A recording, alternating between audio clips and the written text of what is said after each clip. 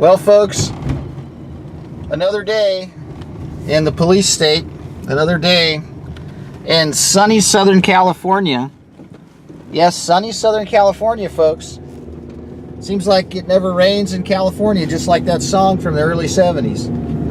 Well, let me tell you what the problem is, folks. This is Joe Imbriano once again, coming to you from the Agenda 21 scientific kill grid called Orange County, California, where everybody just is happy as a clam, playing with their wireless gadgets and watching the television programs and all the mindless nonsense that the Illuminati sex slave whores dance around on television and portray themselves in a ritualistic fashion that goes right over most of your heads as they dry us out and they set the stage for a famine, folks. Because let me explain something to you. Some of you have been living in Southern California your whole life, as I have. And some of you have parents that have lived in Southern California their whole life. And this is all you know. And to be honest with you, this is all I ever knew until I ventured out and traveled around the country and got in airplanes and realized that this is not representative of what the majority of the United States is. I mean, everything is provided for us here. You can have breakfast, lunch, or dinner, take your pick. You can spend $1, $2, or $3, depending upon how quickly you want to plug up your arteries with all the dimethyl siloxane sludge fried French fries and fake meat hamburgers. And if you want to travel inside this prison, you can go to the gas station and fill up your tank. You can go over there and get some money out and buy some aspartame gum. You can get some candy bars, or you can get some gut-dissolving Pepsi that'll eat your teeth up and eat your bones up. And, if you need to get your eyes fixed, you can go to the optometrist right here, and they'll fix up your eyes. And if you want to communicate with people and send texts of your buddies, you can get on your phone and communicate via AT&T. And you get a flat tire, the truck will deliver tires to the tire store. And if you want some Korean food, you can go to the Korean restaurant and you can get whatever you want there. But here's the deal, folks.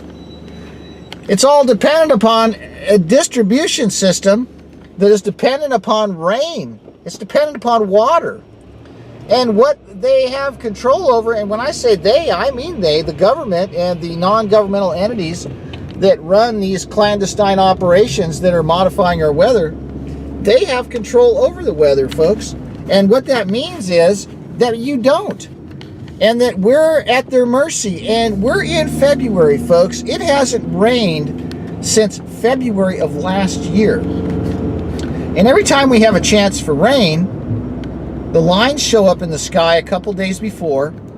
And last night we had a little chance of showers. That's what it was called, according to the National Weather Service.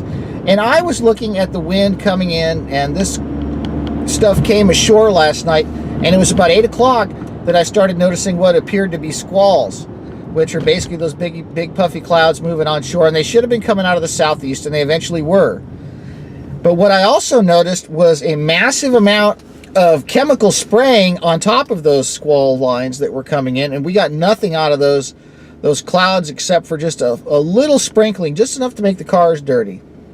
But that's all they want you to have, folks. Because what they've set up here is a gigantic prison. And look around. I want to ask you all a question. You see anything to eat anywhere? You see anything growing anywhere? Do you see anything to eat?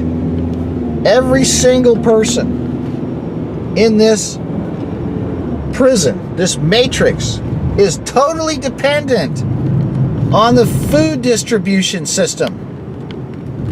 And the food distribution system is based on suppliers. Now, with this drought, what's happening as they implode the economy and make us more and more in debt and underemployed and take away our resources from us so we lose more and more of our freedom, we are dependent upon them for everything, especially food. And if there's a breakdown in the system, I don't think the churches are going to help you, folks, because they're too busy collecting money and lying to everybody about what's going on. The government's not going to be there, because look what they've done in Puerto Rico. Those are our brothers and sisters. They're American citizens, folks, and half that country's without electricity and running water. But it's okay right now because KFC's open, and you can get on the freeway, and you can still go to Vegas, and you can go get a hotel because your credit card still works, and you can get pretty much anything you want right now. But that's all about to change. Pay close attention, folks. Pay close attention to what they've set up for us here. There's cameras all over the place. Everything is controlled, folks.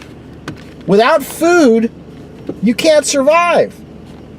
And what they've done is they've managed to put us into a very nice climate and a very false sense of reality to where there's nothing to eat. And let me explain something to you, ladies and gentlemen. I want you to understand this. This is a very important point.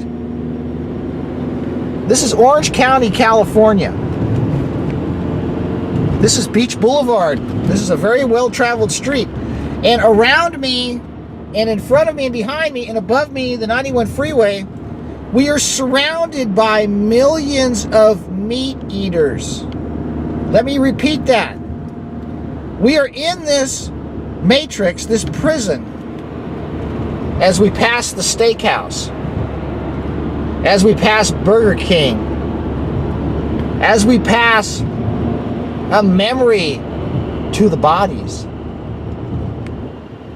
We are surrounded by meat eaters.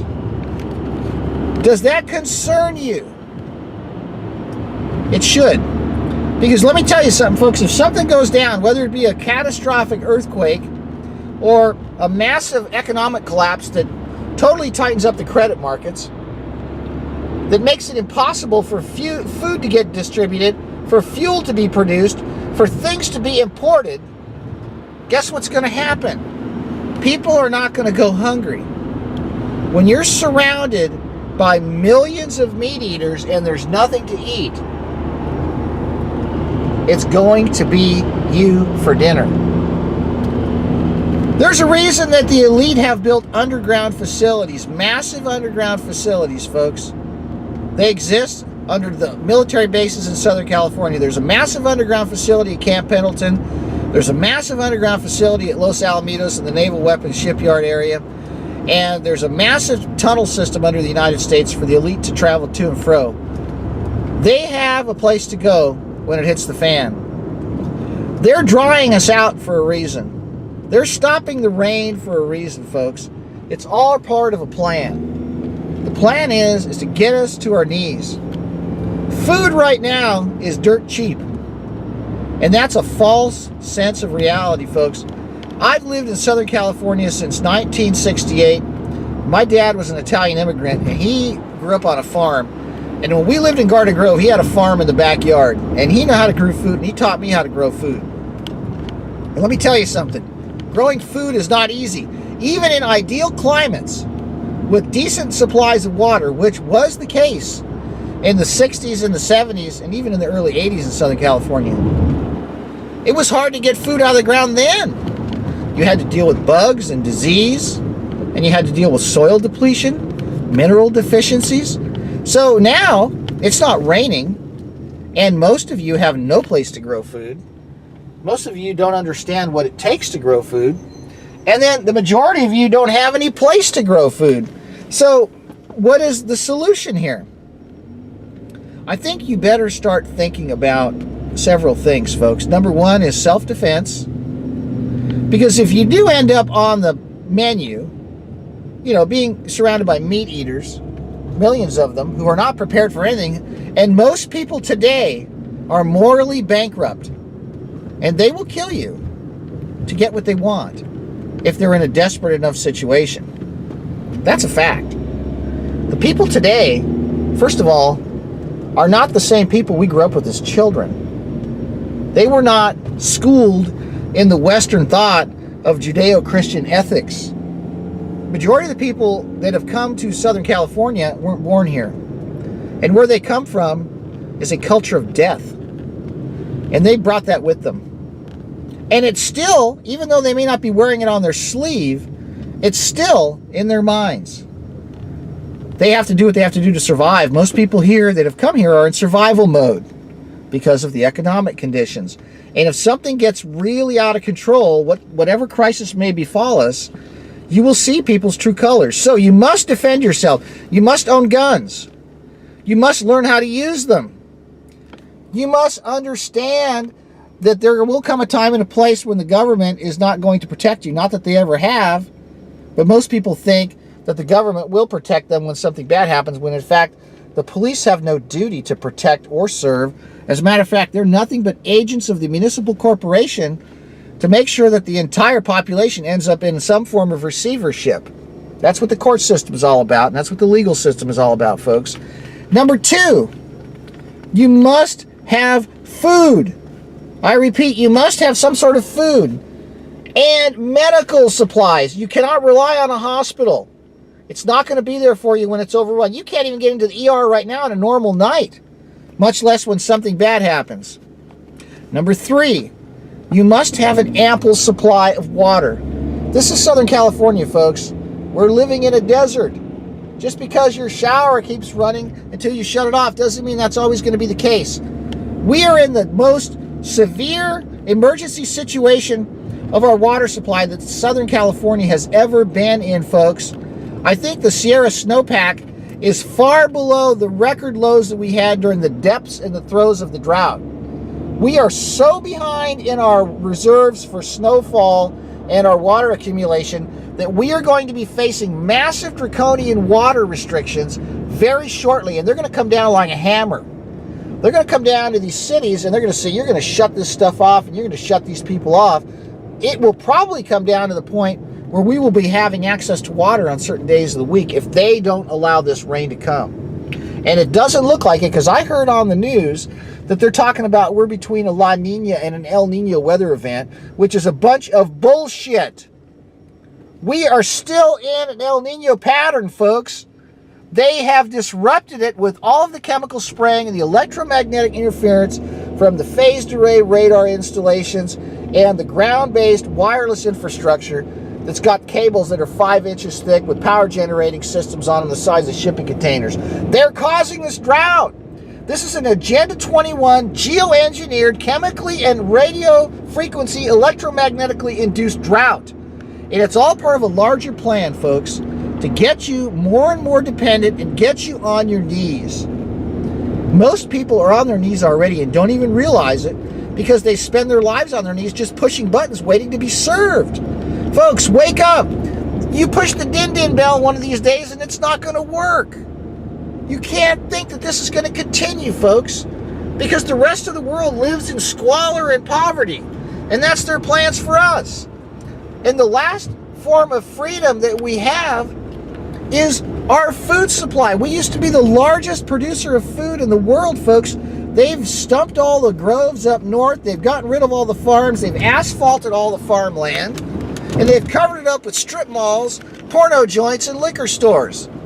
This right here used to be a berry farm. I'm on Beach Boulevard. Now it's a porno shop and a dog grooming place and a gas station. Some of the richest farmland in the United States is covered up with blacktop, and now all the water runs off into the ocean when it rains.